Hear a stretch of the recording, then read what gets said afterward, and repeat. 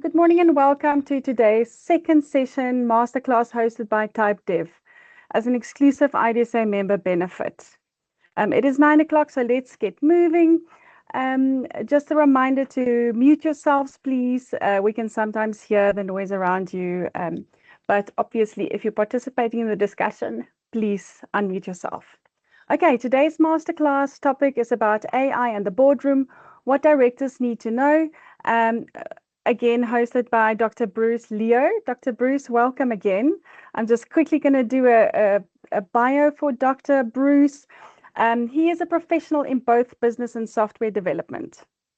He is a senior digital strategist at TypeDev, where he remodeled the software strategy methodology for the company. He concurrently strategized for more than 10 startups through Tuxnovation. He completed this master in business informatics and his PhD in business and socioeconomics sciences. He's currently leading a few AI-driven startups and corporate re-innovation projects. Good, welcome, Bruce. Is your camera on? Let me just see. There we go. Yes, it is. Thank you so much. Okay. Thank you for the lovely introduction. I will take over from here. Welcome back for those that saw me for the second time. I am just going to quickly reset my camera so that I sit inside the screens nicely again and move slightly to the right because that's the corner at the right bottom corner of the screen. Yeah, so welcome back. Thank you for the introduction. We've redesigned these masterclasses to fit the webinar styles. Originally, we had a bit of a interactive component, but we wanted to let more people get involved with the masterclasses, and so we had to adapt that slightly. So let us begin. So the topic for today that we wanted to discuss is AI and the boardroom, looking specifically at decision making at a executive level. So what do the directors need to know about AI when it comes to the technology that is sitting in the boardroom itself? Okay, so just a bit of background from myself, as you've already heard, so I'll skip all the boring stuff and I'll maybe introduce myself with some hobbies and things like that. I've traveled to now 13 countries in Europe. I'm sitting in Vienna, and maybe something lighthearted, like I like cats. Cats are very nice, but I guess a lot of people like cats nowadays. And then here's just a photo of myself. In case you can't see me on the cameras, you can see me on the slides. That's how I look like. Not very impressive, but yes, there we are. And so I'd like to start off with a bit of an icebreaker. So for this one, we can have people just mentioning inside the chat whether you consider this as a AI generated video, or do you think that this is real? Yeah, so you're welcome to just drop your answer inside the chat, and then after a few seconds, I will reveal whether this is AI generated or real. Okay, I see some answers are coming in. We have it quite split. Some say it's real, some say it's AI. Okay, good. Some people say it could be either. Okay, I will reveal the answer. No, this is not AI generated.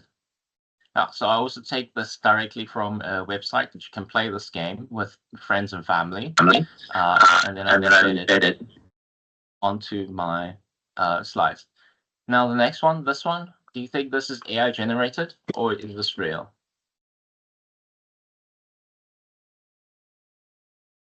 Okay, we have a lot of people saying that it's real, a lot of people that's saying it's AI, some saying it's both. Could be both. Okay. A quick trick with AI, I can see a lot of people are getting it right. You look at the fingers. So have a look at the fingers over here. she comes out with the right amount of fingers and then becomes twisted right away. So this one is definitely AI generated. And then the next one, this one.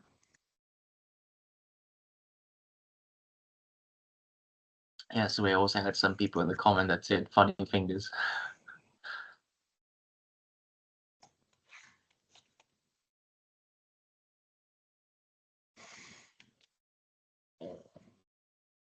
Okay, some say real, some say AI. Good. Okay, this one is not AI generated. Okay, and this one?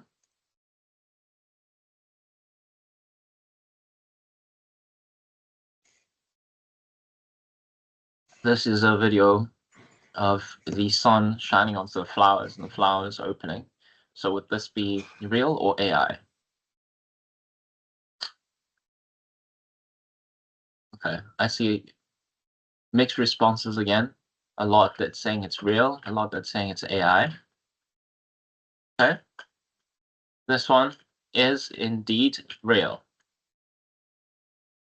Okay, and this one, where Rob Rabbit comes out of a hole.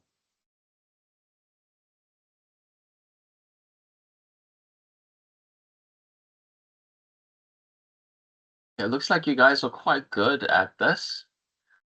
A lot of saying it's AI, a lot saying it's real. Rabbit is AI, okay. Some saying it's real. Okay, mostly saying it's AI, well done. This is indeed an AI generated video of a rabbit coming out of a hole. I think the textures of the skin, you can see that it's a little bit too smooth instead of detailed. So yes, this is AI generated. Okay, what about this one? I think this is the second one, the last one.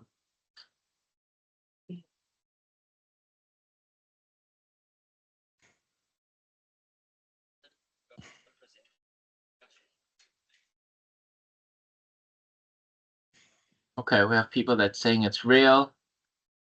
We have people saying that's AI. As always, it's always a mix. People who love bikes would look very carefully at this.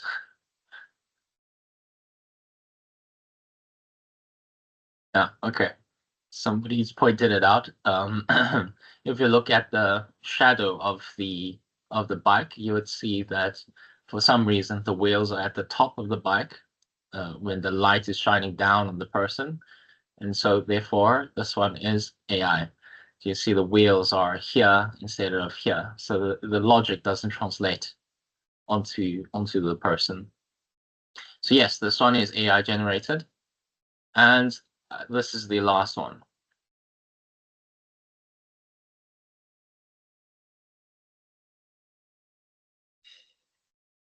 You think this one is AI generated or is this real?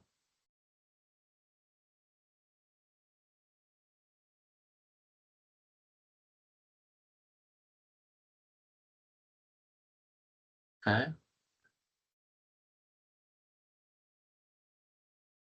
Okay, we have some mixed comments on this one as well.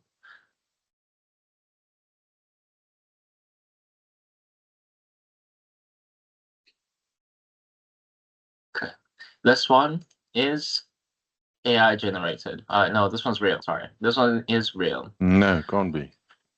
It can't be. No, it's real. Okay. Again, you can pick this up on the link that I've shared before.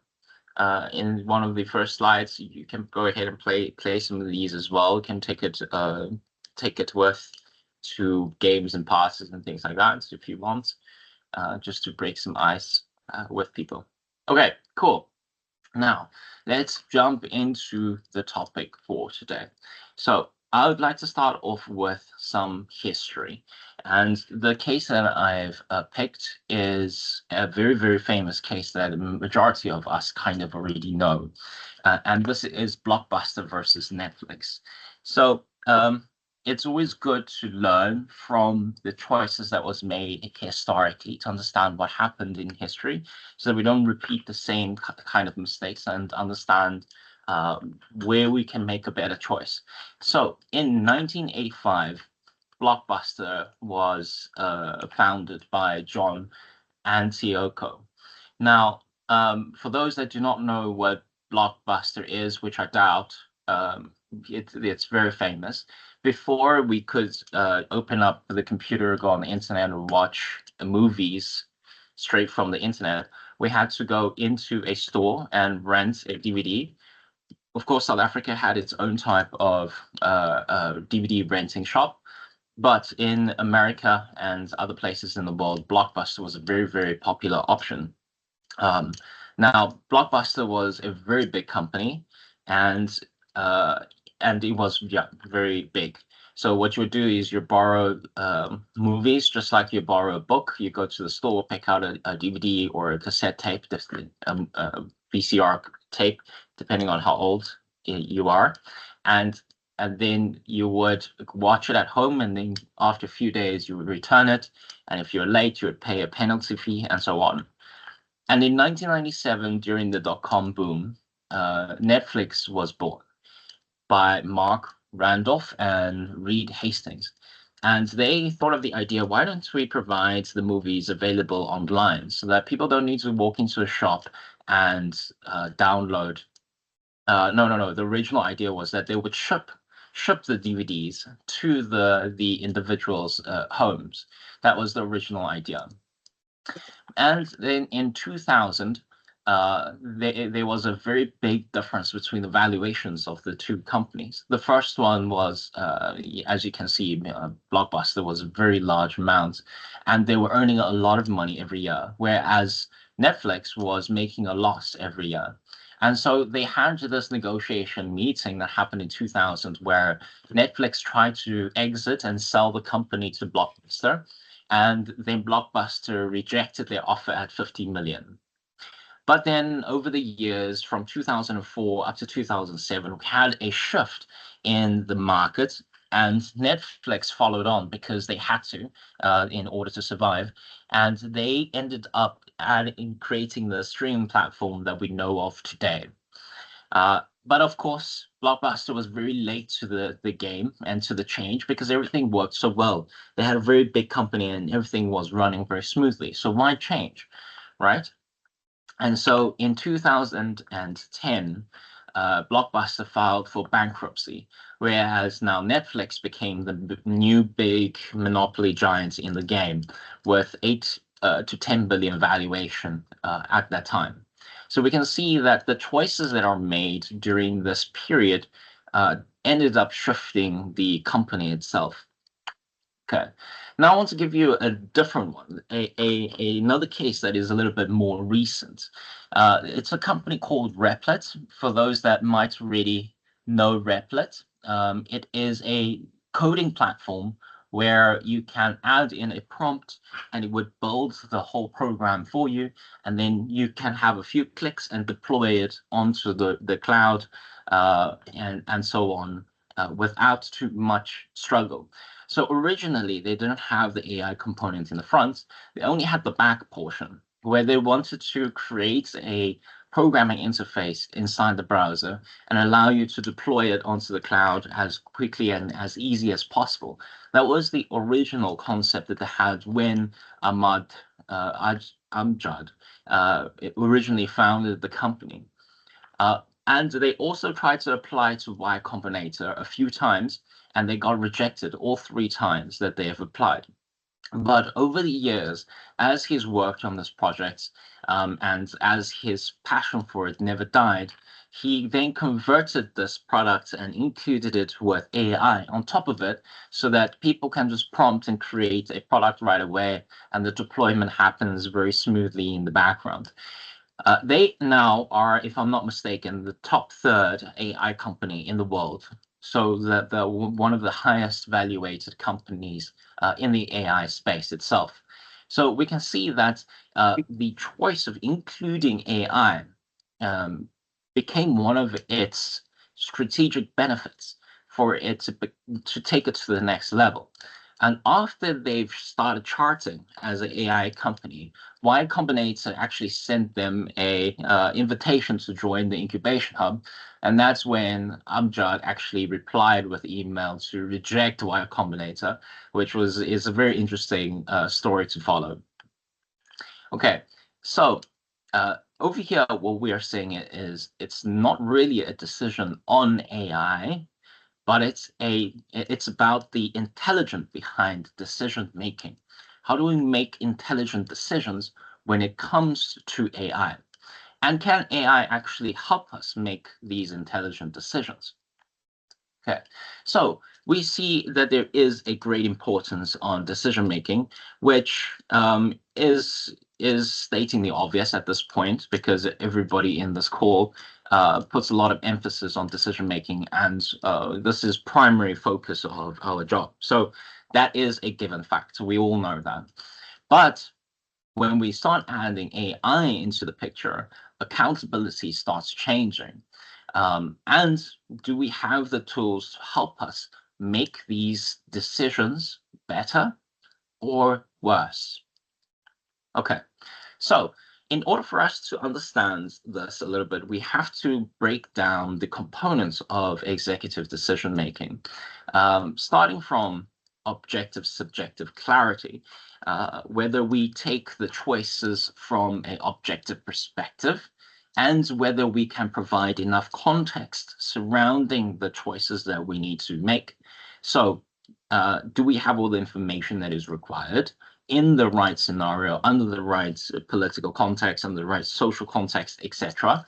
And that makes it clear to the choice making. Then the second one, do we have the underlying assumptions mapped out? Do we know what is the assumptions that guide us to make the choices? For say, the S&P 500 would continue growing by roughly 10% for the next 10 years. This statement is an assumption. It's not a proven fact. So if we had to gauge our decisions based upon this assumption, what would the outcome be? Okay, then time horizons. How far into the future are we making a choice for? And we know that there's a lot of management employees that love to make decisions about today and tomorrow, and not about 1 year, 2 years, 3 years down the line, because they might have resigned by then. And they need to have something to prove their capacity and capability. But we know that short-term decisions can sometimes hinder the long-term decisions. So what is the time horizon that we need to make this choice for? Then reversibility. If it was a wrong choice, what is the likelihood of us reverting back to the previous choice, or pivoting to a new choice? Then, of course, what is the risk surface? If it is a wrong choice, what is the damage? How much do we have to endure? Risk we have as the next masterclass, so I won't go too deep into the impact of risk itself, but it plays as a core component of decision making. And of course, with risk, we are looking at something like Blockbuster that could go into bankruptcy. That is one of the highest levels of risk. And accountability. Who is accountable? Whether it's AI, whether it's ourselves, that's a big question to ask. And of course, where to find the best cat stickers. This might be a personal executive decision. Okay, but anyways, yes, side note.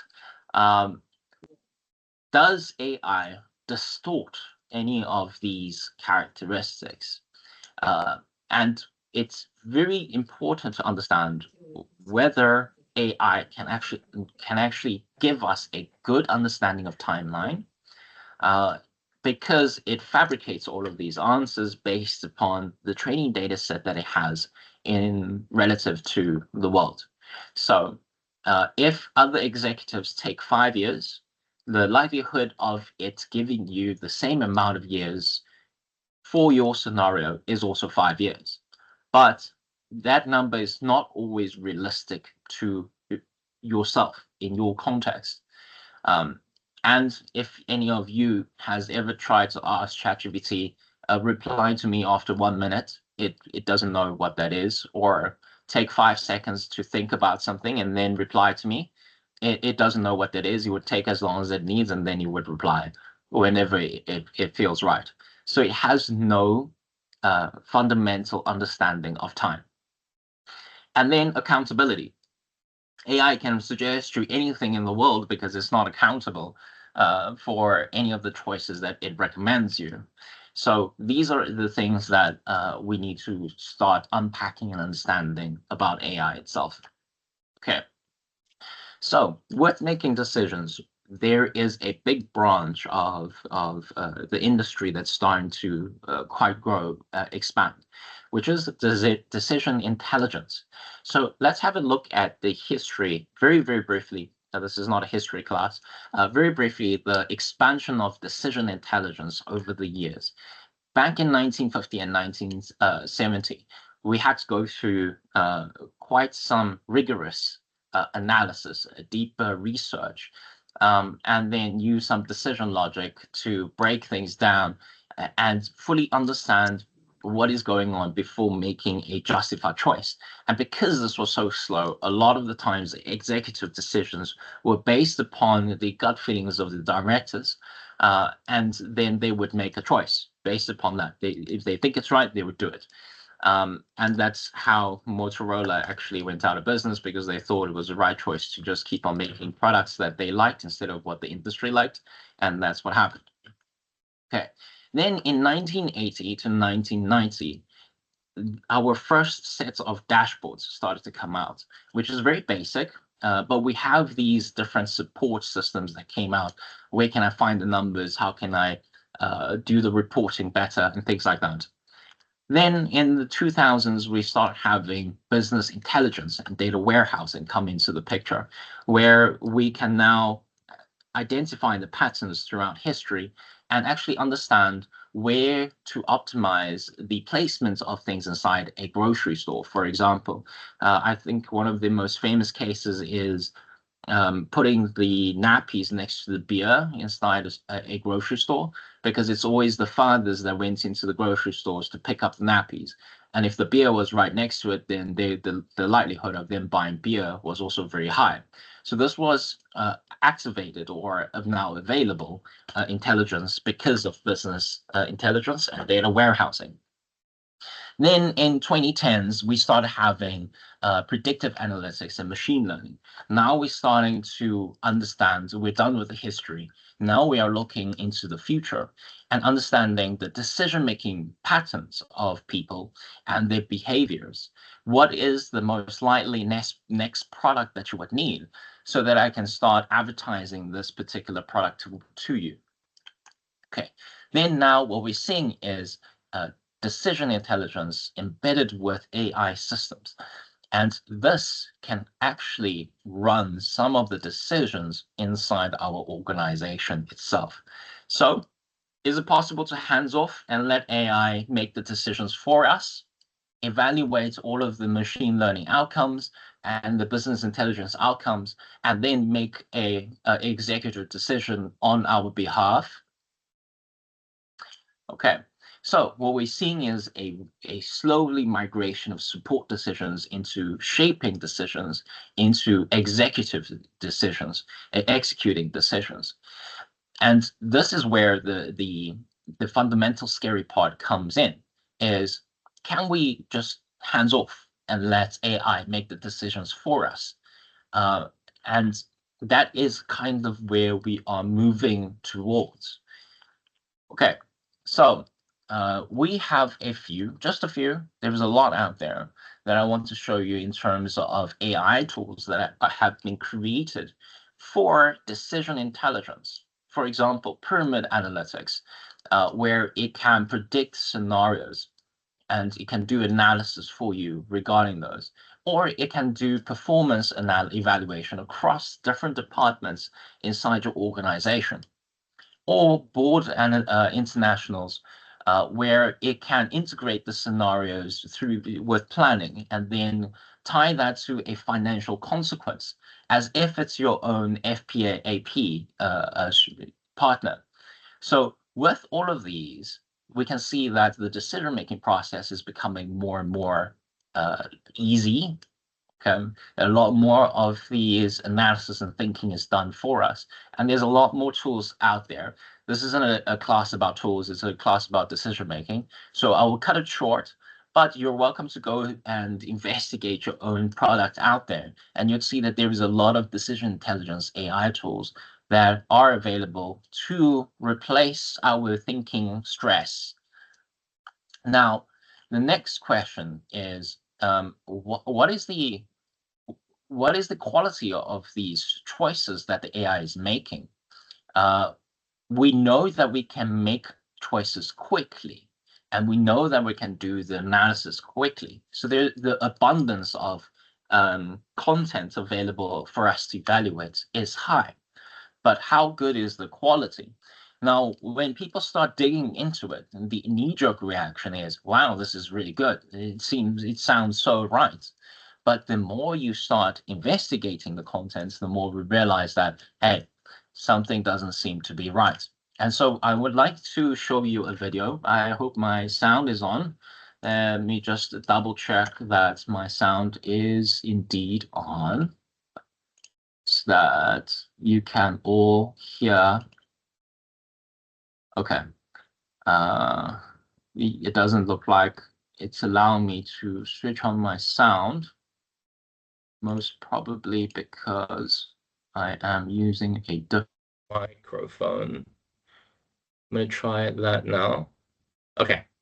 I do have to apologize because of technical difficulties. I will explain what is going on in this video while it's playing, so that you can at least have a bit of understanding. There is captions on it, but what he's doing is telling ChatGPT that I have a cup where the top is closed and the bottom is open, and he shows you as he's doing that the cup is just flipped upside down.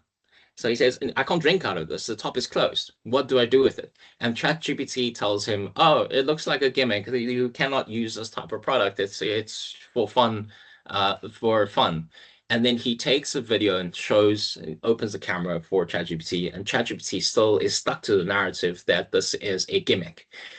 And with this video, we can see that as a human, immediately we understand that the cup is just flipped upside down. So all you have to do is just turn the cup around. But ChatGPT doesn't.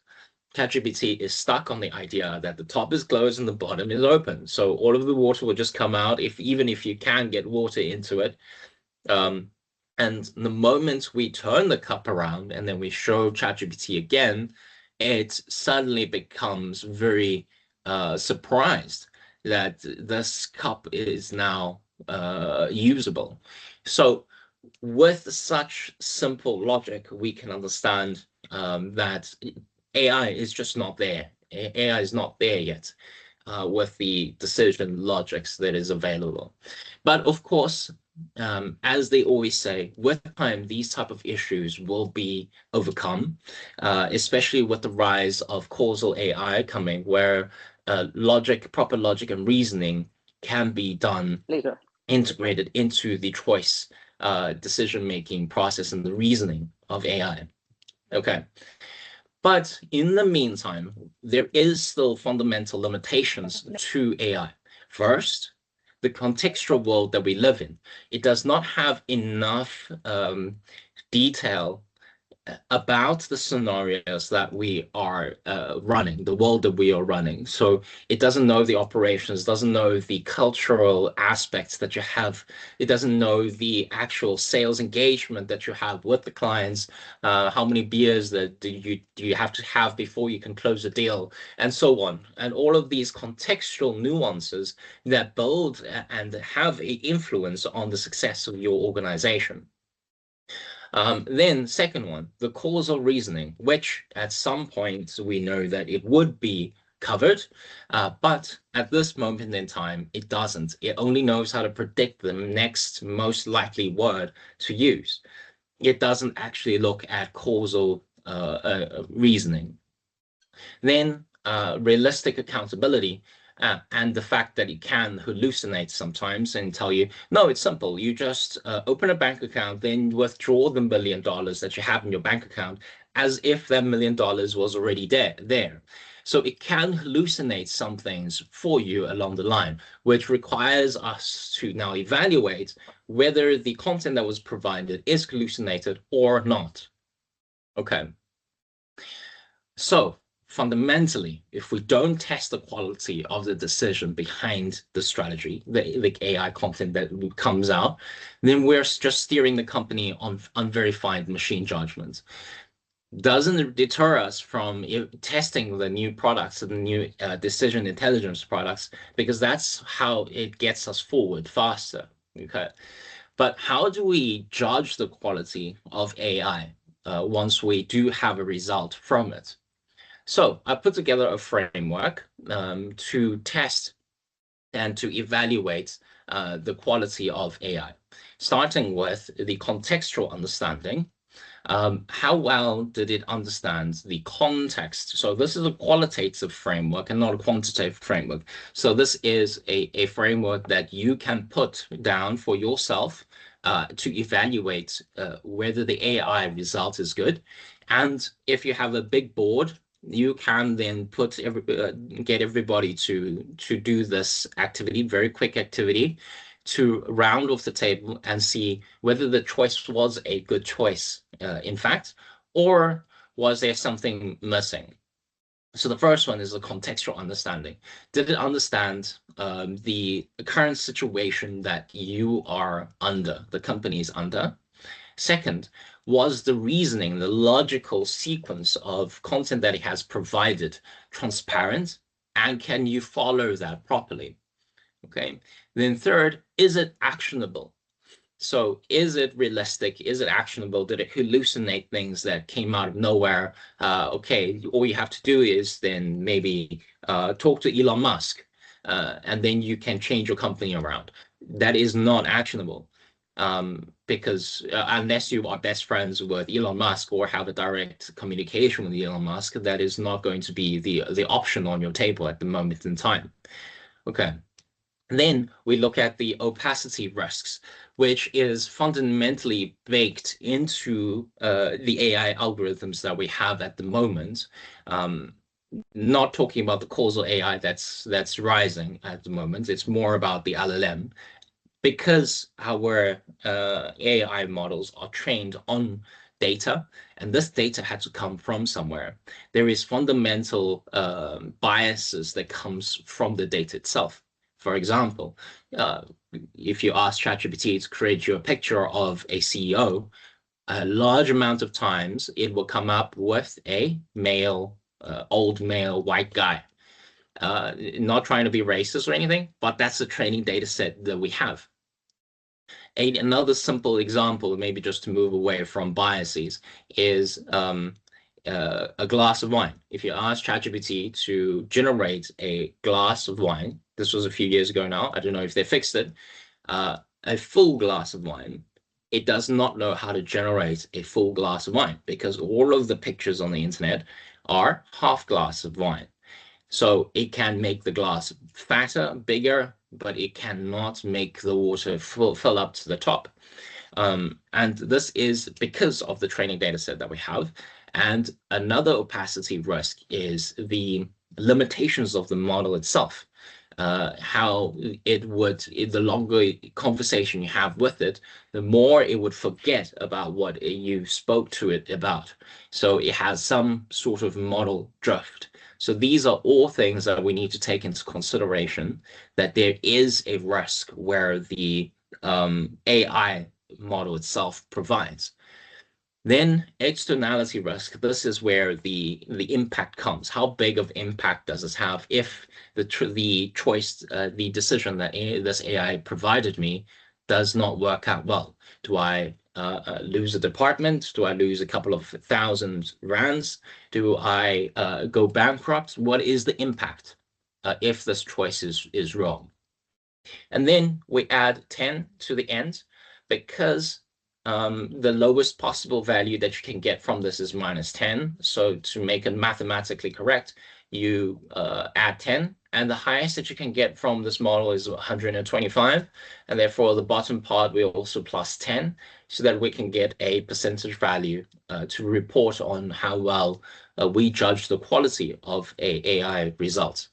So again, if you want to have a broad decision across to understand whether a AI provided decision is actionable or not, you get everybody to do this activity very quick, provide their judgments on each of these criteria out of 5, and then provide a answer, and then you can collect the answers together, do some average, do some more calculations on top of everybody's results, and then you'd have a actionable choice at the end, a good judgment. So when we understand that these components are at play for a good AI decision to be made, we can now optimize our AI communication with these particular aspects. So if we know the contextual understanding is a hindrance to AI, we can provide it more contextual understanding, provide more information about the company, tell him the scenarios, tell him the cultural aspects as if you are teaching it about your own company. Second, you can ask it for a step-by-step reasoning to show you exactly what it is thinking from the first step all the way to the last. And what we've seen in AI is that once you ask it for reasoning, the reasoning procedures are a lot more clear, and it has less hallucinated actions that come out of it. And then the actionability becomes less of a risk because you've asked it for reasoning and you've provided with enough context. And then with the actionability, you have to provide it with the possible context or situation. So we call this the output format. What kind of directions could you potentially go in and things like that. For the other two, we cannot provide much of a input for AI. The externality risk, we can still control for. Opacity, a bit, we can control for it a bit, but the fundamental biases still are at play over here. Okay, so take-home reflection for this.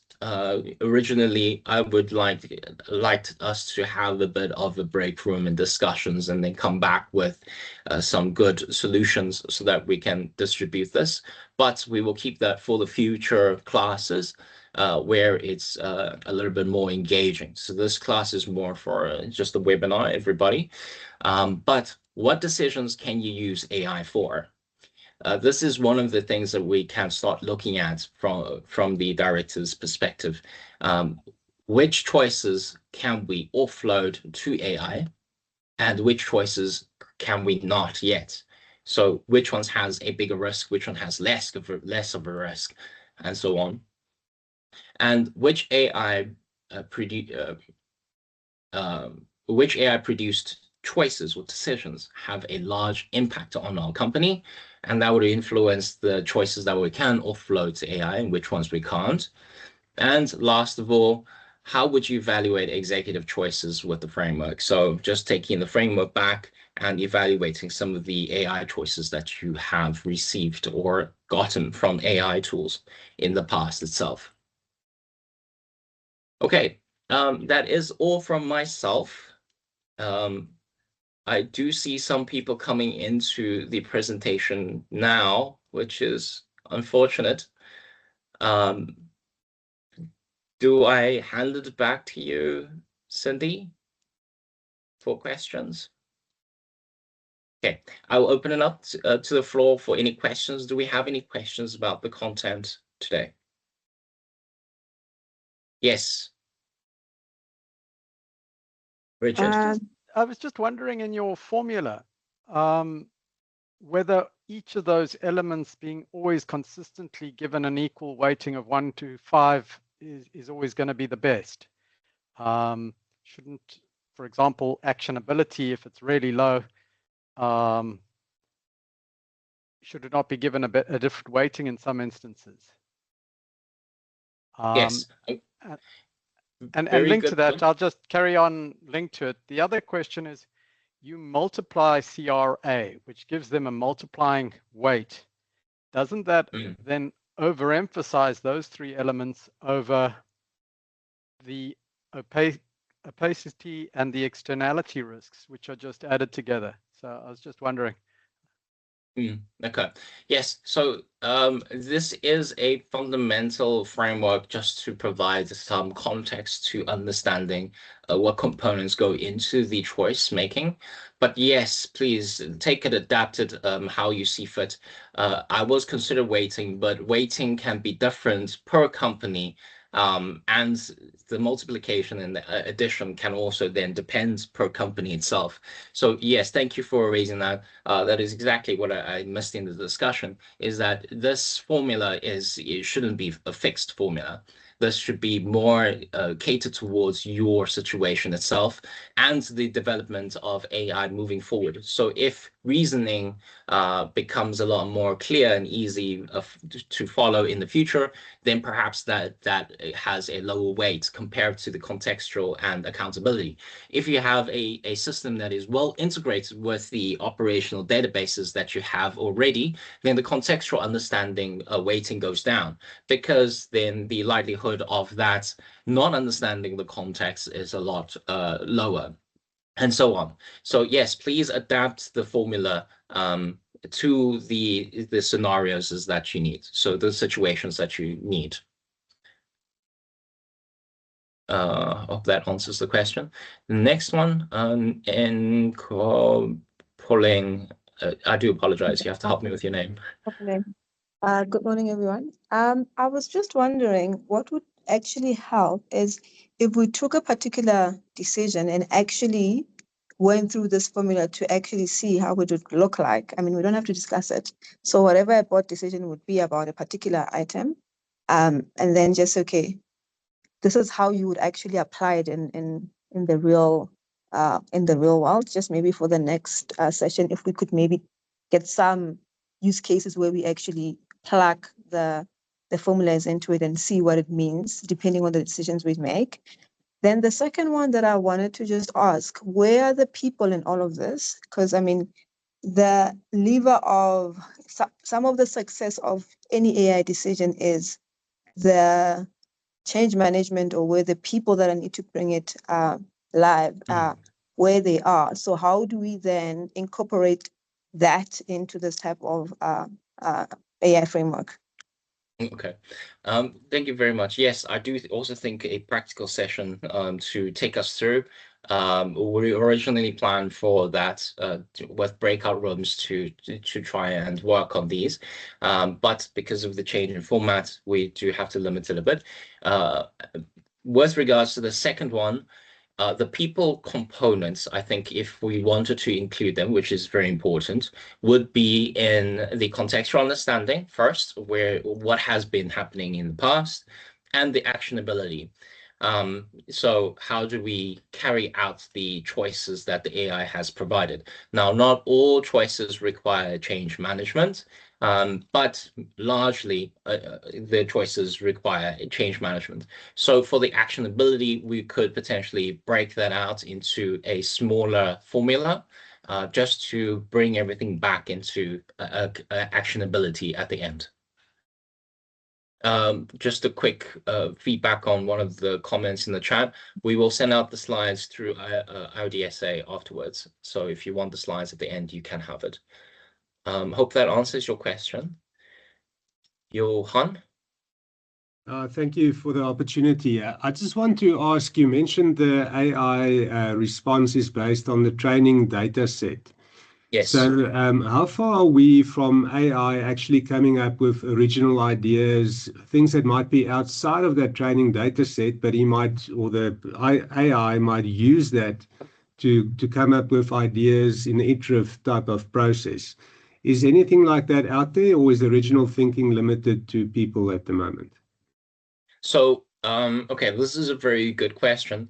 This depends on the temperature of the AI model. There is this particular aspect called the temperature. So how much does it have to stick to the most probable word, or can it pick something that is a little bit less probable? Meaning that the more probable means the more everyone says the same thing, and less probable means a lot less of the people say this particular thing. And when we talk about a lot less people talking about a specific thing, we know that it's more of a original idea. So when nobody talks about a certain thing, then it's an extremely new idea. But that also provides a lot of space for hallucination. Now, AI models are trained to force an answer regardless of whether it's right or wrong. So because of how we've trained and try to create the models, so we say, no, we want an answer. If you don't know, don't tell me you don't know, give me a solution. And that's how we kind of train the AI moving forward. So when we start prompting for very, very, very niche type of content, then the chances of original ideas start to sprout. But we don't always want them to give us creative ideas, because some of the creative ideas are extremely fabricated or hallucinated. For example, if you ask it, provide me a ultrasonic technology that can only be sold on Mars, it will give you a very, very creative, innovative idea that is not relevant for us at the moment in time, unless you are moving into the Mars industry.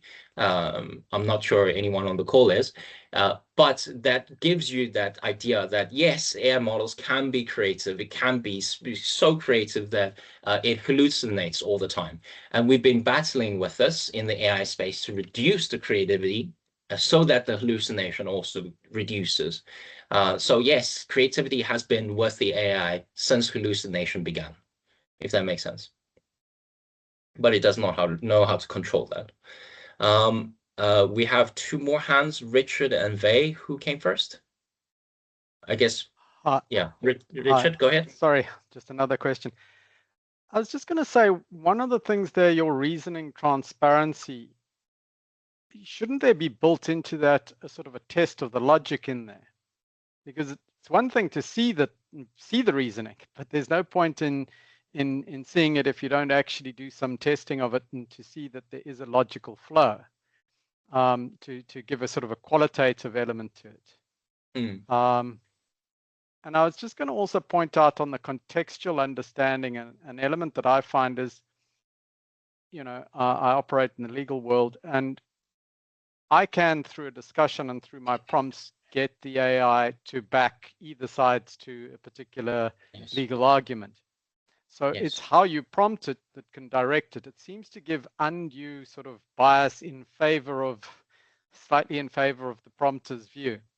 So those were just two observations. And then I was going to ask you, are they not, I know it's a predictive sort of language model that looks for the next word that makes the most sense, but aren't they now combining in a kind of reasoning, mathematical testing that they bring in from the side from other programs, so that it's no longer just a purely large language model? I don't know enough about that, but I thought you'd be probably on top of it, and I'd really like to hear your views in that regard. All right, okay, so let's tackle all three of these questions. The first one being the reasoning. Yes, if we can spend time to test the reasoning, it would make sense. But often enough, time is limited, and with the amount of AI-generated content that is provided to us, time really is limited to go ahead and test all of these. So usually just can I follow the reasoning behind this choice that it's making is sufficient to judge is this worth us now testing it maybe in a sandbox area. But of course, depending on your gut feeling as a director, if you feel like you should test the suggested actionable actions from the AI, that is really up to you. And that is depending on how you feel about the reasoning that is provided from the AI. And yeah, I mean, that's an executive decision to make. But the reasoning transparency is really there to give you a very quick logical guide to how it's thinking about the situation. Then secondly, regarding the different perspectives, fantastic, fantastic, fantastic. That's exactly how everybody should be using AI, to understand how other people would think and use AI. Again, comes down to the Porter's 5 forces models. You would look at it from the perspective of the threat, from the perspective of the down the supply chain, up the supply chain, and your competitors, and so on. So how are your competitors looking at the same scenario? And this is what AI assists us to do. You can take another company's portfolio, take their personal details on their personal website or on their LinkedIn, and ask AI to play the role of that new person. So we take all of Elon Musk's X posts and his portfolio and whatever his interviews, and say, play the role of Elon Musk. What would he do if this was his choice to make? And then you get to understand the perspectives of everyone that is involved in the same game. And yes, that is very, very good way to do it. But then you have to do this across, use the AI to generate this type of perspective across every player that is involved in this scenario. And then the last last question, I've missed your what was the last question? It was, is it just a predictive model, or are they now not combining it with other sort of qualitative assessment models, for example, mathematical programs and that sort of thing? Yeah. Okay. So if we look, so this is quite a multi-part question. If we look at the AI model itself, like an LLM, and how we have these reasoning models that they have released, it's not particularly as we think it would be. They prompt the AI to say, first, think through a logical reasoning procedure for this. And sometimes you would see, if the AI model allows you to see what happens in the backend, it would say, the user asked me about this as a prompt. These are the steps that I should take next. So it has a second step, like a mid-point step, to say, what should I do before I actually give the answer back immediately? And then it's a two-part prompt, basically, two-part LLM prompt. So the fundamental assumptions are still there. And that's why we still see the hallucination, regardless of how enhanced this reasoning model allows it to be. And for that, it's just basically saying, okay, let me first think through the steps and then answer one by one, whatever the steps are telling me to do. In part, we could do this ourselves and say, I want you to follow the Porter's 5 forces model and give me one of each of the components as an answer. This is you giving it steps to go follow. And so that is exactly what is happening with the LLM models whenever there is a reasoning capability put into it. And at the end, what they do is there is an evaluation process where it checks the answer that it has as an output.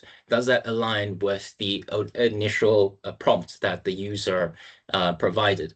Now, how do they test that? They test that with, you guessed it, LLMs.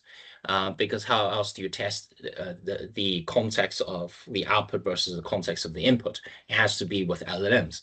And so what we are seeing is that, yes, it can improve the accuracy and the reasoning behind LLM a little bit more than usual, but it is not the fundamental answer to proper reasoning. And this is why the new field of causal AI is picking up. Well, it's not particularly new, but it is picking up a lot of a momentum. And yes, this is where the other mathematical contents that come into place, where they try to embed more mathematical and justifying reasoning behind things. But it is still far from actually usable in operations day to day. if that provides you a better context. Yeah. So if we can integrate, if we can integrate AI with existing external tools, where we have a lot more justified calculations and existing functionality that's available that we've always trusted, then using AI to do the missing components and then passing the data through to the tools that we trust, this is the best synergy that we can have, of course. Okay. We have another hand, V. Thank you. Thank you, Bruce. Yes. Can you hear me? Yes. So Bruce, just to talk about, just to go back to the earlier question one of the members raised on your formula, I'm a strong advocate that and in line with the responsibility of a board director. So I'm going back to the governance aspects of leadership.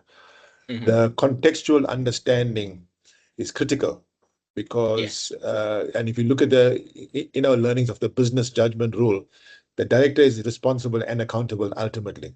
So as much as we use the tool, so I think I'm a strong advocate for that earlier comment where the CRA needs to be weighted, and I believe that the contextual understanding is critical because we cannot hide behind AI, and so it shows the individual leadership. So I'm a strong advocate of that, where I believe contextual understanding should be weighted the highest, reasoning, transparency next, and actionability will flow automatically from those two. So thank you for that. And then I think Johan posed a question to you, Bruce, about when will this AI start thinking? So I was in Saudi last week attending a conference, and we had a speaker there. They spoke about AGI. I'm sure you're aware of AGI. And he says in the next 4 years, they're going to move from AGI to ASI, artificial superintelligence, where the tool starts thinking for itself. So to answer Johan's question, I was told that will happen within the next 4 years. From AGI, which is in play now, and to ASI, which is going to happen in the next 4 years, where it starts thinking for itself. But whatever the case is, and I understand, I saw your earlier slide about AI trying to replace humans. Well, that will happen if ASI comes to talk. And in his slide, he says from the 800 jobs in the next 4 years, there'll only be 100 jobs and 6 different categories. So that's how far they're thinking down the line. So it's something, it's food for thought, but well done. I appreciate your presentation. Thank you. Thank you so much. Yes. Okay, do we have any other questions? Let me just maybe look through the chat. Maybe if anyone still wants to ask a question, you can just unmute your mic and then talk.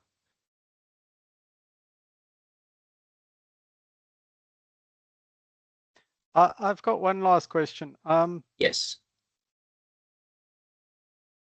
You're speaking of all these advancements, but there's a sort of a tension between the creativity and the ability to hallucinate and the accuracy of the answers.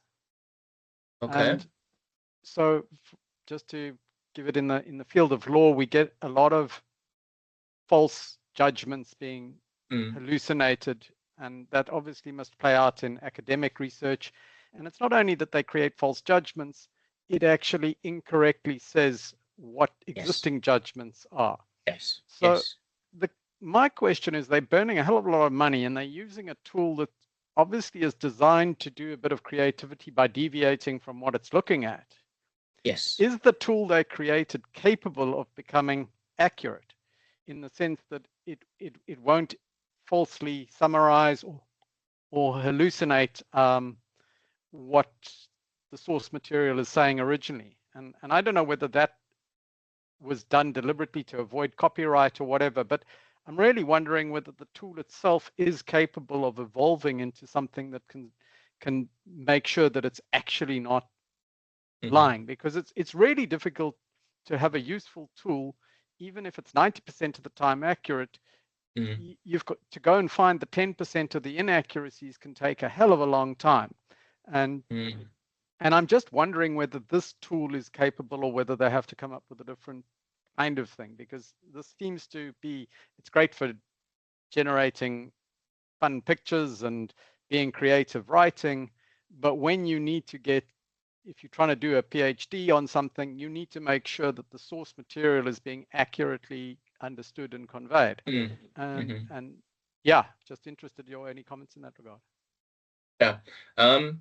Yes, that would be one of the major concerns that I think I remember historically there was a lawyer that used cases that was provided by ChatGPT in court, and it turned out to be fabricated cases. They have now slowly solved those problems, as we understand, by searching up the internet directly and having documents that are embedded as part of the search process. So some of these problems are solved, but as you've mentioned it, can they be 100% accurate? No, and I don't think humans can either. And this is the fundamental problem that we are coming down to, is who is accountable for it when it isn't 100% correct. So AI can help us do 90% of the front work, but it still requires us to verify at the end that the results are actually correct. At some point, it will start having a lot more capability to reason.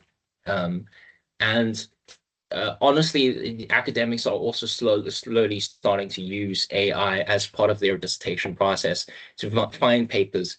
And they do find papers very well, and they can actually justify and explain why those papers are the ones that they want to look for. So the AI models are becoming better at doing these type of tasks. But when you ask it to put together everything into a coherent document, then the hallucinations start to begin. But that being said, sorry, can I just point out to yes. you? I get Yes. to see the judgments coming out of the US on these hallucinations, and every day there are about 5 judgments with an hallucination still in it. Okay, and that's people that have used the tools, gone to court, stood up as advocates, and being penalized, sent to various disciplinary things, and called out by the court. So it's certainly not cured.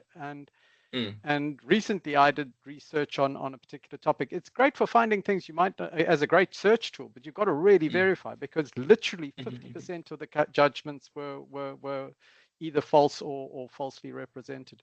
So I think it's still got a way to go. Awesome. Yeah. Perhaps we can connect and chat about this afterwards. It's very, very specific to the law industry. I can't give you an answer where the world will head towards, but they are trying to cover this case, I know. And especially with causal AI, they are moving more and more towards it day by day. And so maybe one day, I can't predict the future, but yeah, the chances are looking high, if I can say it that way. Yeah, but let's connect afterwards and we can chat more in detail. I'm just saying that everybody is now saying thank you and dropping off. So I just wanted to say thank you to everybody one last time for joining the masterclass. And hopefully I will see you in the next session. Again, if you want to connect with me, you have my LinkedIn details. We will send out the slides and we can definitely chat more individually, privately, set up a session to discuss the details, and hash out everything if you are happy to do that with me. Thank you so much.